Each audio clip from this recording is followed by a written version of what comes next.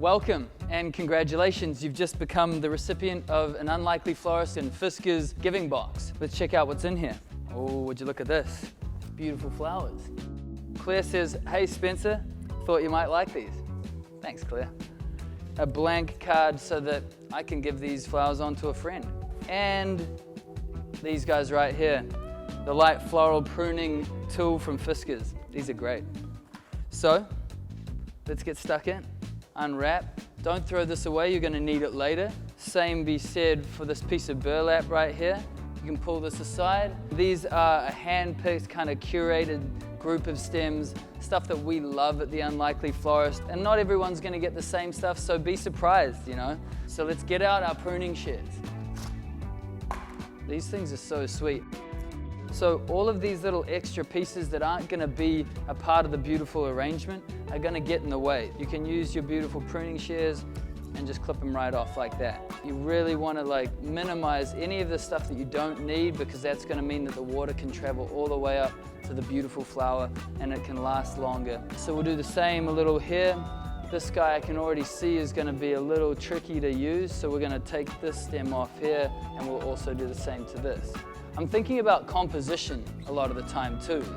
There's a 1:2 type ratio. All these kinds of ideas are just in the back of my mind, right? So we do have all of our materials ready to go, or as ready as they're gonna be. So we've got to get into the creative process now. We're gonna take some leading stems. This guy is so strong and straight and sturdy. He's a great start, as is maybe this Aussie pine right here. Playing with different shapes and different compositions, whatever feels right. Let's take this grevillea and put it in here. Notice how it sort of balanced out these thistle coming this way. We went out this way with it. I personally love foliage. So let's take this statement flower right here, this protea, and find a nice spot for it, keeping it low. Let's get this billy ball in nice and high. And we're just gonna work each time you move it using two hands. See how it's kind of becoming this 360 experience, and it's low and it's high and it's got these depths and these dimensions to it.